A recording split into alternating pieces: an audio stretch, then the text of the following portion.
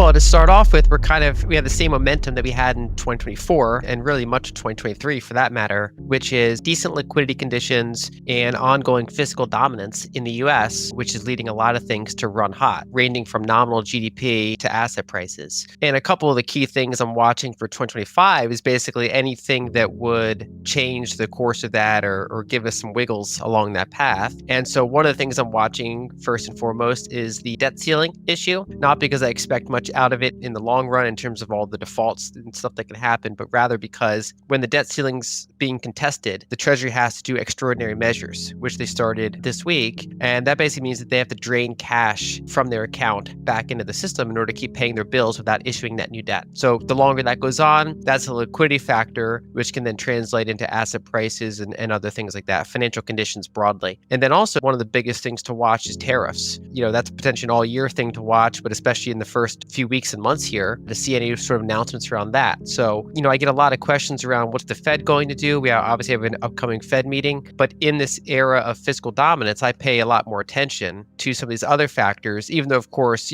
Fed decisions still matter. But at the end of the day, fiscal matters a lot more.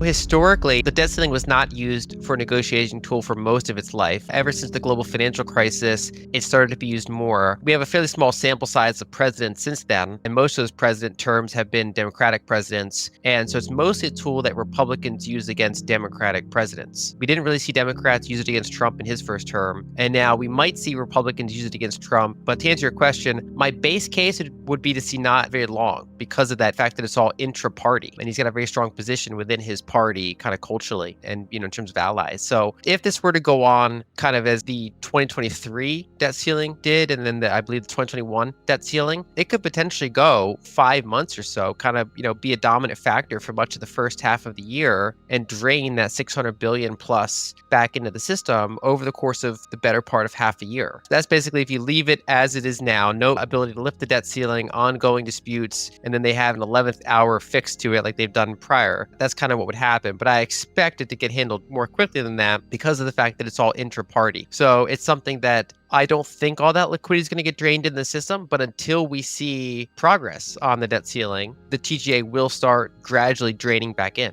It's partially why there's a disconnect between kind of the wealthy and the less wealthy, or the asset owners and the non-asset owners, because anyone who entered this period with a lot of assets and with a home, either that they own outright or with a fixed rate mortgage on it, they've been pretty fine throughout this entire situation. If anything, the rates give them more money, and the ongoing deficits are generally going toward Medicare, Medicaid, Social Security, defense. A lot of it is also basically an interest expense. A lot of that's flowing to, the upper ends of the income spectrum as well. Where that's been challenged is anyone that's younger looking to buy a home is obviously kind of pressured in that market. We see fairly low volumes across that sector. It's ongoing just sluggishness because people generally don't want to sell unless they have to, and people are kind of waiting to buy and kind of constrained from buying. That's contributing to the kind of the K-shaped economy. And now that I kind of view it as range bound. So during the rapid increase in interest rates, this was a really powerful effect that was happening. Now I think it's kind of absorbed. We've seen, banks have kind of absorbed a lot of the initial unrealized losses they had. We have some of the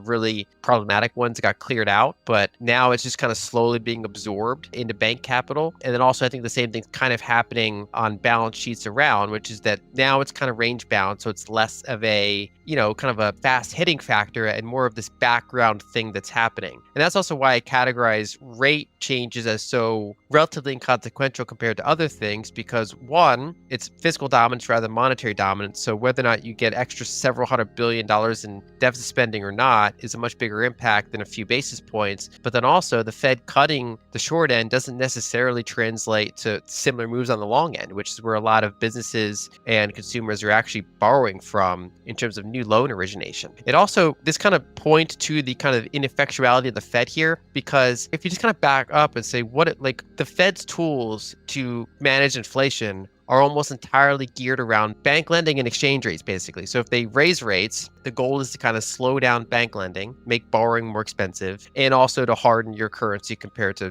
potential foreign currency. So foreigners don't pull money out of your economy. So those are kind of the two levers. But in the current era, this entire 2020s period, we never had excessive bank lending. Bank lending was not the driving factor of inflation like it was in the 70s. And instead, we had monetized fiscal deficits. And raising interest rates doesn't do anything against monetized fiscal deficits. Now, they can push back on monetizing it to some degree, but at the end of the day, if they see dysfunction in the treasury market, they always step in to fix it. Their tools are not really geared around that. And that's why it's ultimately more of a fiscal thing. Now, the Fed, they can kind of indirectly tackle that by saying, well, if fiscal is running hot and is therefore contributing to inflation, we can run bank lending at below average to try to offset it. We can say, okay, if bank lending is normally at X, we can slow that down and maybe run at 70% of X. So you have a little bit sluggish bank lending and therefore slow down money creation that way. But then all you really do is shift, where the driver of the economy is. You're almost kind of like unfairly slowing something down because fiscal's running hot. So that's kind of the big challenge that they face. And it just kind of shows that the whole model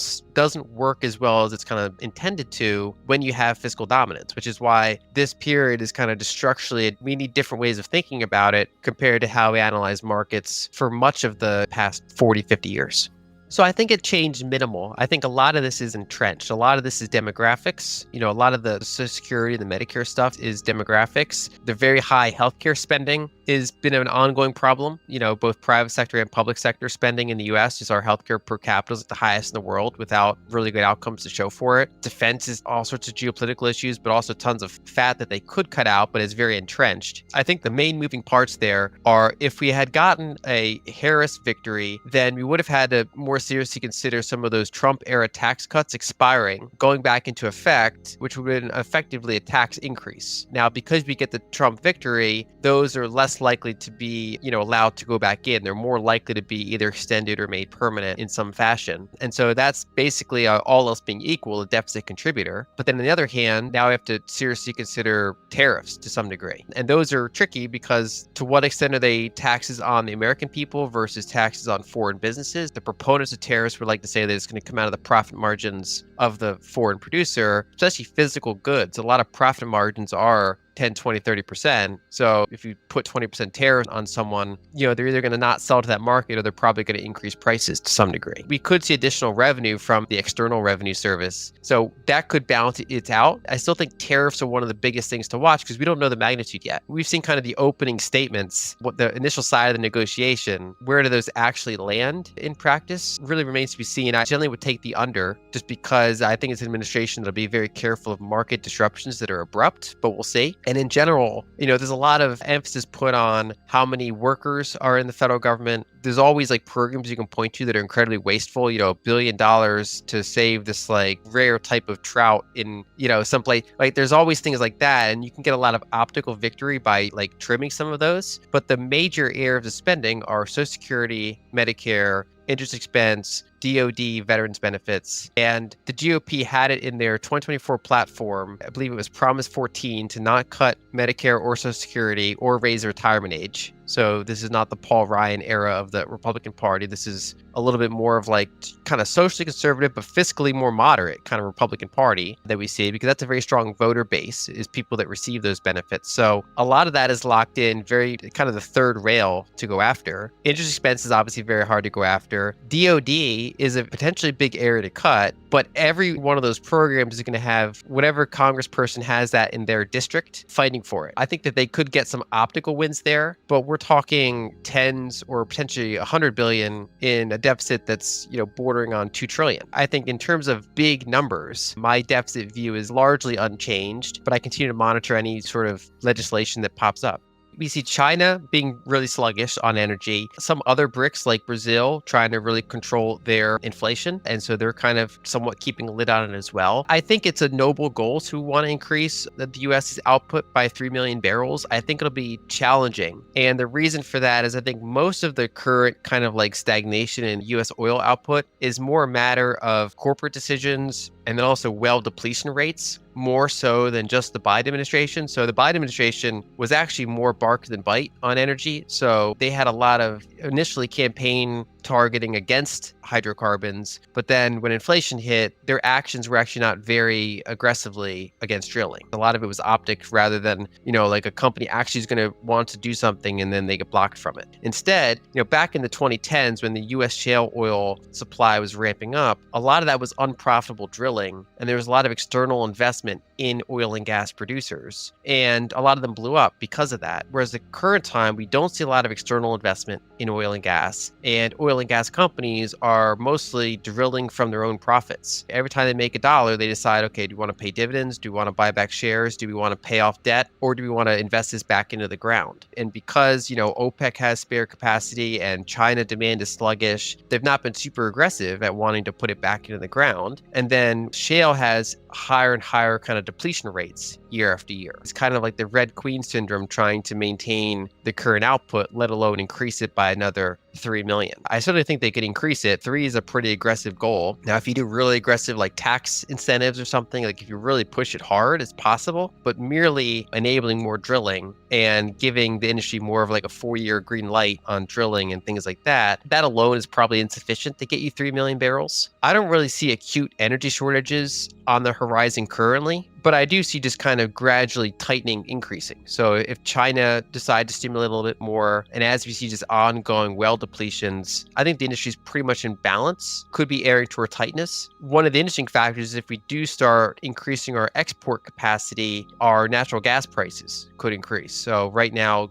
oil is pretty fungible. It's relatively low cost to transport it around, whereas natural gas has a lot of limits for transporting it, given you either need a pipeline or you need expensive LNG export facilities and pipelines to bring it to them. And as we increase our export potential, we could see a normalization where North American gas prices go up and then bring down gas prices to the places that we are exporting it to, which currently have much higher prices, which can't really be arbitraged because of that limited throughput in terms of exporting. I don't really see energy-driven inflation as a key risk the next, call it 2 years, unless there's some sort of major kinetic warfare thing that kind of brings oil offline, but it's something certainly worth watching.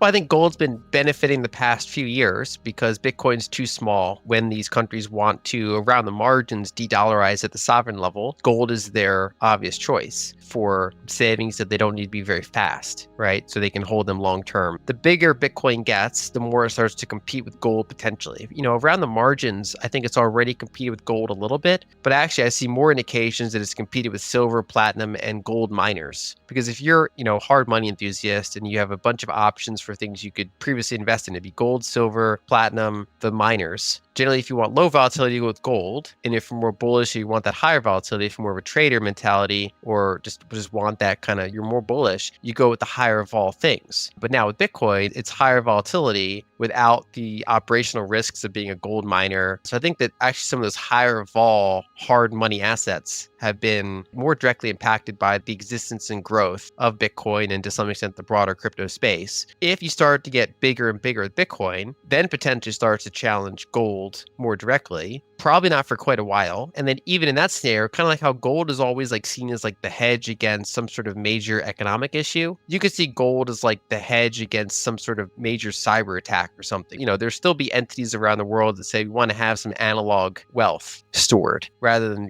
put every single thing on this network. It certainly still could be seen as like a backup option and just a different type of backup. So I still think that compared to the global bond market, gold can still grow into that, even as Bitcoin is on its flank, kind of growing into gold to some extent.